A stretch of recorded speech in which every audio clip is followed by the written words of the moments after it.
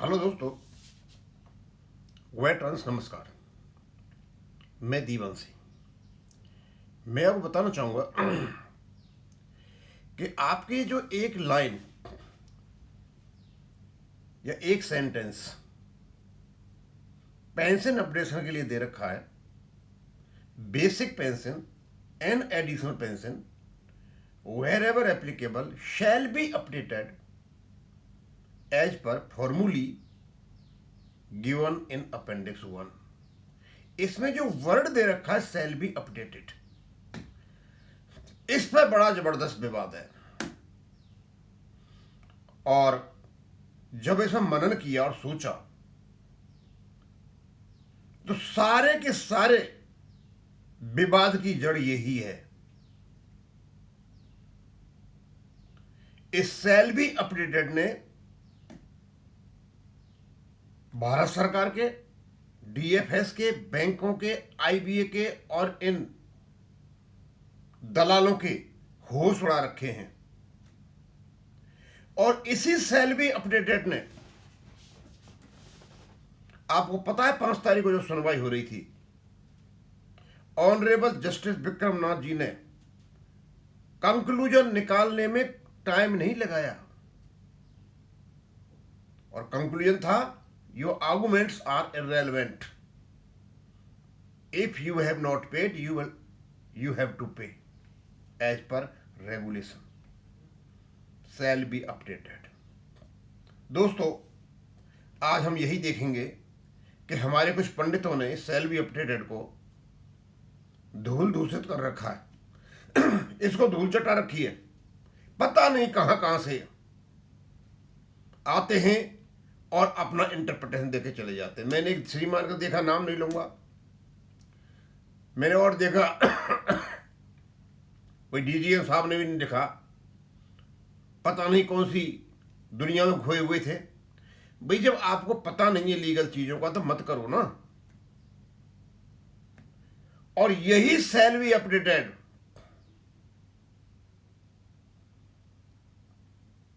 Supreme court में रोकने के लिए या इसको इंप्लीमेंट होने के लिए आईबीए ने बीड़ा उठाया। और इसको रोकने के लिए कोई प्रोविजन नहीं है। इतना सशक्त प्रोविजन होने के बाद भी अब प्रोविजन नहीं है। संसद से कहलवाया गया। अब संसद से तो एग्जीक्यूटिव कहलवा सकता है। उसके 2 अर्थ निकलते हैं। एक तो अर्थ यह है कि चल जाए, नहीं चले तो कोई बात नहीं है, बाद में सहमति से कर लेंगे, इसका जो इफेक्ट है खत्म हो जाएगा।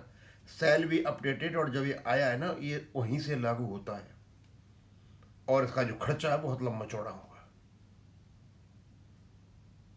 हमारे जो लोग कहते हैं ना, आरबीआई लाइन, ये लाइन, वो लाइन, दुनिया भर की लाइन, हमें किसी लाइन की जरूरत नहीं है, ये रेगुलेशन की जरूरत है। आज हम यही देखेंगे कि शैल बी अपडेटेड की जगह ऐसे दूसरे वर्ड होते हैं, उनके क्या अर्थ निकलते हैं, और शैल के साथ में यदि कुछ लगा हुआ है तो उसके क्या अर्थ निकलते हैं।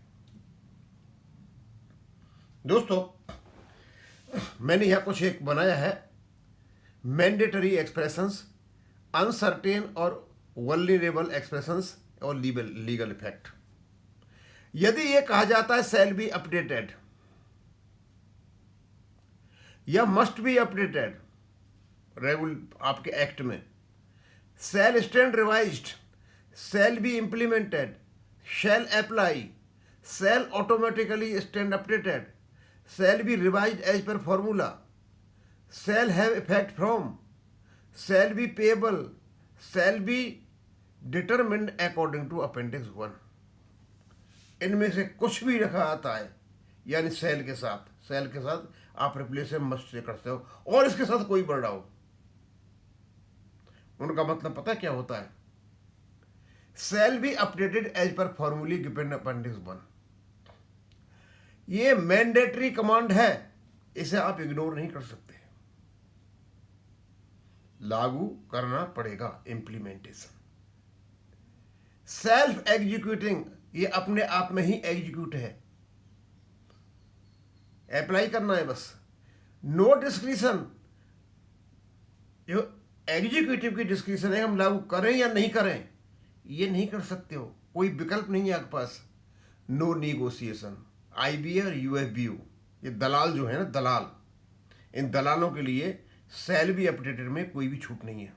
ये कहते हैं ना हमारा रेगुलेशन है और इसका निगोशिएशन करेंगी दोनों मिलकर के, ये आईबी और यूएफबीयू, ये संसद में भी कहा गया था। मुझे पता नहीं, संसद में इस प्रकार का झूठ बोला गया जब सेल भी अपडेट लिखा हुआ है, ये निगोशिएशन की बात भी नहीं कर सकते दोस्तों। जहां सेल भी अपडेट लिखा हुआ है, ये निगोशिएशन की बात भी नहीं कर सकते। और नो अप्रूवल रिक्वायर्ड, और किसी अप्रूवल की जरूरत भी नहीं है कि इसका लागू करने के लिए, यानी आपके बैंक इसको अप्लाई कर सकते हैं जो बैंकों ने अप्लाई नहीं किया। आपके सीएमडी तक इसमें आगे इस सेल भी अपडेटेड में, ये रेगुलेशन है। ये फॉर्मूला ऑलरेडी प्रेस का है, फॉर्मूला दे रखा है, और क्रिएट्स ए स्टैट्यूटरी ऑब्लिगेशन, और ये वैधानिक प्रावधान है ये करने का। इसका मतलब ये हो गया आईबीए और यूएफबीयू आउट, सेल भी अपडेटेड। बैंकों की जिम्मेदारी है सीएमडीज की कि इसे लागू करें, कोई सरकार से वहां से अप्रूवल नहीं लेना है, सिर्फ और सिर्फ इसको लागू करना था। इस लागू पने को रोकने के लिए ये सारे कुचक्र के, आईबीए का झूठा हलफनामा, संसद में झूठ बुलवाना, एक पब्लिक परसेप्शन क्रिएट करना, और भारत सरकार के लिए एक इनएक्टिविटी का या इनएक्शन का सहारा देना, और उसके बाद ये हमारे जो दलाल बैठे हैं, ये बैंक पेंशनर्स, सीबीपीआरओ, अब जो सीओडी दिया है, इनको भी साथ में ले लिया। इनका मुख्य उद्देश्य था कि अब जो ये परेशानी हो रही है इनको सुप्रीम कोर्ट में कैसे भी करके सिंगला केस को हानि पहुंचाई जाए और अपडेशन को रोका जाए। अब हम देखते हैं कि दूसरे क्या क्या वर्ड हो सकते हैं। मे बी अपडेटेड, जैसे मे बी अपडेटेड होगा ये डिस्क्रिशनरी हो जाएगा, मैंडेटरी नहीं रहेगा। जो भी इसको लागू करने वाले हैं वो उनकी मर्जी है, लागू करें या नहीं करें।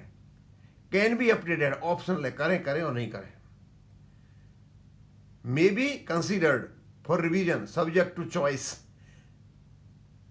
Subject to approval as may be decided, conditional, as may be decided, depends on decision, requires sub judice, subjective, if deemed necessary, requires subjective satisfaction, as may be mutually agreed, requires negotiation। यहां आएगा negotiation। यदि इसमें ऐसा होता as may be mutually required और agreed, यहां IBA और यूएफबी घुसता है। सेल भी अपडेटेड में बिल्कुल दरवाजे बंद हैं। और depending upon availability of funds contingent, ये फंड की जो बात करता है ना, ये डांसिंग जोकर, इसको पता है इसको, और मुझे तो ऐसा लगता है ना मेरे कुछ लेन देन हुआ होगा। ये फंड की जो, फंड कहां से आएगा, फंड कहां से आएगा, फंड कहां से आएगा, ये सेल भी अपडेटेड ने इनकी हालत खराब कर रखी थी। और ये दलाल इस सेल भी अपडेटेड को अफेक्ट करने के लिए पैसा कहां से आएगा, यानी कंटेंजेंट बना दिया। पैसा होगा तो होगा, नहीं तो नहीं होगा, जबकि ऐसा नहीं है। सेल भी अपडेटेड में, सेल भी अपडेटेड अपने आप में फंड की उपलब्धता को नकारता है। Subject to administrative instructions, inferior authority can interfere. अब इंफीरियर अथॉरिटी कौन है? यहां लेजिस्लेचर यानी संसद सबसे बड़ी है। यदि संसद ऐसा वर्ड वहां डाल देती है तो इसका मतलब आपका जो एडमिनिस्ट्रेशन है, एग्जीक्यूटिव है, वो उसमें हस्तक्षेप कर सकता है। लेकिन ये अनुमति केवल और केवल संसद देगी और कोई नहीं। और to the extent feasible creates uncertainty. दोस्तों, ये जितने भी वर्ड मैंने आपको बताए हैं एक्ट में होने चाहिए, संसद डालेगी, क्योंकि ये लेजिस्लेटिव इंटेंट होता है। लेजिस्लेटर ने यदि सेल भी अपडेटेड कर दिया है, इनके पास कोई विकल्प नहीं है सिवाय इसके इसको लागू करने के। और लेजिस्लेटर ने ही कुछ ऐसे वर्ड किए जो मैंने बता दिए, मे के साथ में या कैन के साथ में क्या और वर्ड जोड़कर किया है, तो वहां आपका लेजिस्लेटिव आ सकता है। अब सवाल यह है कि सेल भी अपडेटेड में क्या आईवी घुस सकता है, संसद में एग्जीक्यूटिव घुस सकता है, क्या सीबीपीआर घुस सकता है? नो, कोई निगोशिएशन का पार्ट नहीं है। और इस ही सेल बी अपडेटेड ने इन दलालों को इकट्ठा किया, और इन दलालों में मैं निश्चित रूप से बताता हूं, इसको रोकने के लिए कोई समझौता हुआ होगा, अंदरूनी पिक्यूनियरी फाइनेंशियल एग्रीमेंट, इसलिए चुप बैठे हुए हैं। उसके बाद है एक्सप्रेशन क्रिएटिंग वल्नरेबिलिटी। यदि इसमें अनसर्टेनिटी आती है, वल्नरेबिलिटी आती है, तो वर्ड कैसे होगा? May be, subject to, as may be decided, if necessary, to the extent feasible, after mutual agreement, depending on result. Shall be updated का मतलब सीधा का सीधा इंप्लीमेंट होगा, किसी की नहीं चलनी है। शायद हो सकता है कुछ पंडित आते हैं यूट्यूब पर और अपनी अपनी बहुत बहुत चीज़ें बता के जाते हैं, तो मुझे आशा है कि ये चीज़ शायद ये सब समझ जाएंगे। अब इसको मैं यहीं ख़त्म करूँगा। थैंक यू, धन्यवाद।